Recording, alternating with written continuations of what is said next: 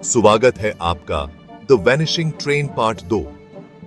Train के गायब हो जाने के बाद वह सभी लोग जिनके परिवार उस ट्रेन पर थे सभी परेशान होने लगे। शहर में तरह तरह की बातें फैलने लगी, भूतों और आत्माओं को लेकर। कुछ लोगों का कहना था कि जो ट्रेन गायब हुई उसके पीछे किसी भूत या किसी आत्मा का हाथ है। दूसरी तरफ मिस्टर ग्रे के घर में उनके 2 बच्चे और उनकी पत्नी परेशान हो रहे थे, लेकिन वे समझ नहीं पा रहे थे कि क्या करें। फिर मिस्टर ग्रे की पत्नी ने सोचा कि उसे ही कुछ करना होगा, तो वह रेलवे ट्रैक की तरफ चल पड़ी, यह पता लगाने कि क्या वहां ट्रेन वापस आई या फिर सच में कहीं गायब हो गई। वहां जाने के बाद उसने स्टेशन के गार्ड से पूछताछ की। गार्ड बताता है कि यहां तो कोई ट्रेन वापस आई ही नहीं। इसका मतलब यह था कि 2 स्टेशनों के बीच में से ट्रेन कहीं गायब हो गई। मिस्टर ग्रे की पत्नी ने सोचा कि उसे इस बात की तह तक जाना होगा।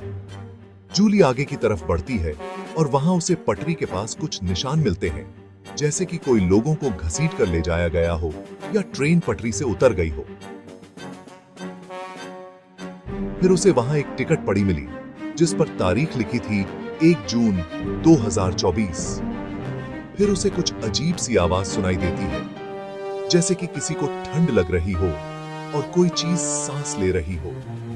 वह यहां वहां देखती है, लेकिन वहां पर उसे कुछ दिखाई नहीं दिया। फिर उसे महसूस हुआ कि शायद कुछ जमीन के नीचे है। जब वहां पड़ी मिट्टी उसने अपने हाथों से हटाना शुरू किया, तो वहां श्री ग्रे बेहोश पड़े थे। मिस्टर ग्रे बेहोश थे, मगर उनकी सांसें अब भी चल रही थीं। रात को आए तूफान की वजह से उनका शरीर मिट्टी से ढक गया था। घर ले जाने के लिए जूली ने शहर में किसी को फोन किया और उन्हें घर ले जाया जाता है। श्री ग्रे के दोनों जुड़वा बच्चे उन्हें इस हालत में देखते हैं तो वे भी डर जाते हैं। देखते देखते रात हो जाती है। रात के वक्त कुछ वाह से होती है और जूली का बेटा जॉन नींद से जाग जाता है और देखता है कि उसकी मां अलमारी में कुछ ढूंढ रही है, लेकिन आखिर क्या? जानने के लिए देखते रहिए द वैनिशिंग ट्रेन। अगर वीडियो पसंद आए तो सब्सक्राइब कीजिए और अपने विचार नीचे कमेंट कीजिए।